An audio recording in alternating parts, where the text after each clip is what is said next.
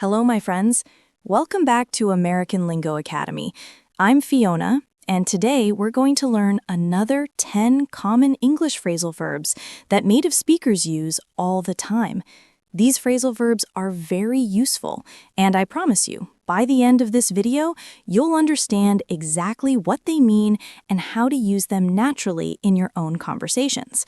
Now, before we start, I want to remind you that phrasal verbs can be a little tricky at first.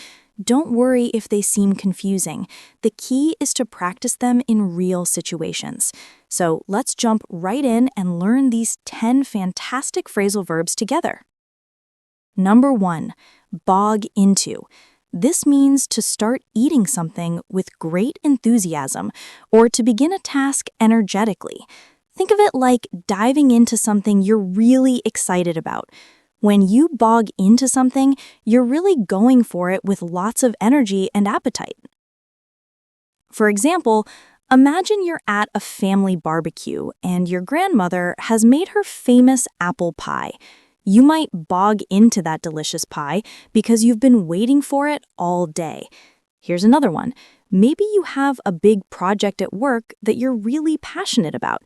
You could bog into the research and planning because you're so motivated to make it successful. Number 2, bog off. Now this one is quite different from the first one. Bog off means to go away or leave, and it's often used when you want someone to leave you alone. It's not very polite, so be careful when you use it. It's more like telling someone to get lost. For example, if your little brother keeps bothering you while you're trying to study, you might say, "Come on, bog off and let me concentrate." You might hear something like this at a party where someone won't stop talking to you and you're getting annoyed. You could say, "Look, I'm trying to enjoy the music, so just bog off, okay?" Number 3, boil down. This phrasal verb means to reduce something to its most basic or essential parts. When you boil something down, you're getting to the main point, or the most important information. It's like cooking. When you boil water, it reduces and becomes more concentrated.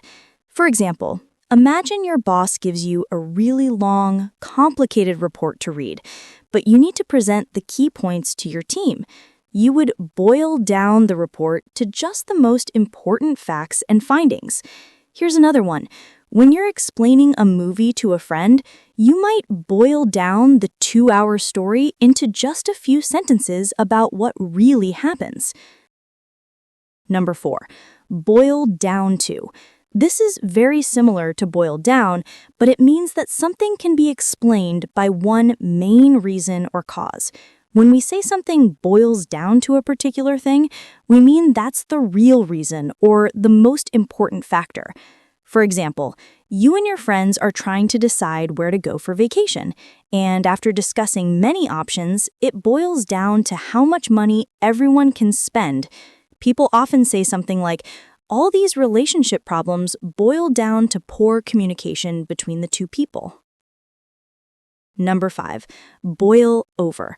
This means that emotions or a situation becomes too intense and gets out of control. Just like when water boils too much and spills over the pot, emotions can boil over when they become too strong to contain. For example, maybe you've been stressed at work for weeks, and finally, one day, your frustration boils over and you end up having an argument with your coworker. You might hear something like, "The tension in the meeting room finally boiled over when everyone started shouting about the budget cuts." Now, I hope you're enjoying these phrasal verbs so far.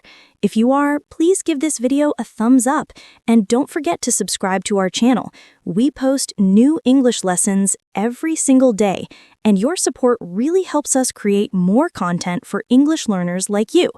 Okay, let's continue with 5 more amazing phrasal verbs. Number 6, bog up. This phrasal verb means that trouble, anger, or a difficult situation is starting to develop or become more serious. It's like when you see the first bubbles in a pot of water, you know it's going to boil soon. When problems boil up, they're getting ready to become bigger issues. For example, tensions have been boiling up between two departments at your company because they can't agree on the new project timeline.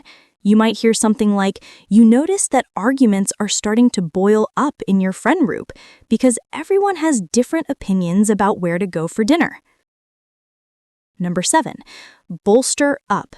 This phrasal verb means to strengthen, support, or improve something that might be weak or lacking confidence. When you bolster something up, you're making it stronger or more secure. It's like adding extra support to something that needs help. For example, if your friend is feeling nervous about giving a presentation tomorrow, you might bolster up their confidence by reminding them how well they did last time. People often say they need to bolster up their savings account before they can buy a new car or take a big vacation. Number 8, bone up. This phrasal verb means to study hard or learn about something, especially when you need to improve your knowledge quickly.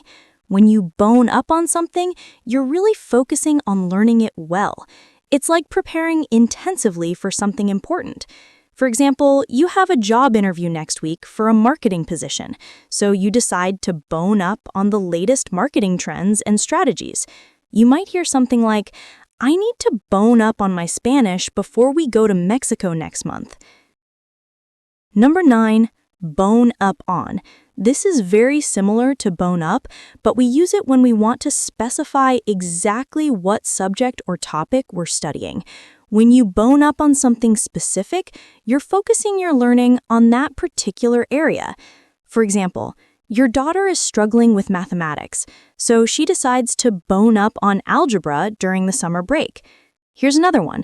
Before the big cooking competition, the chef spent weeks boning up on traditional Italian recipes and techniques.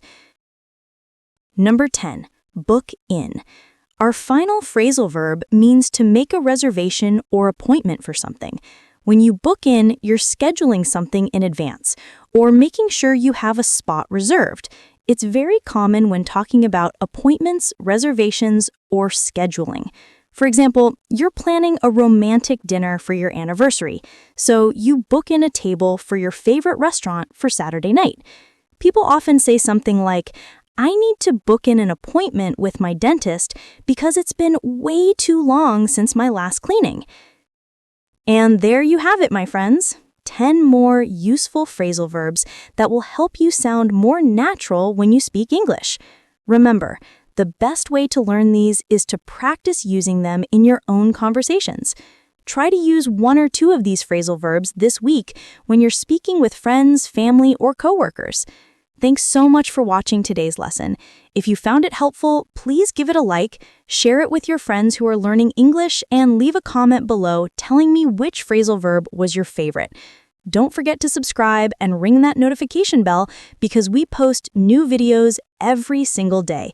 I'll see you in the next lesson, and until then, keep practicing your English. Bye for now.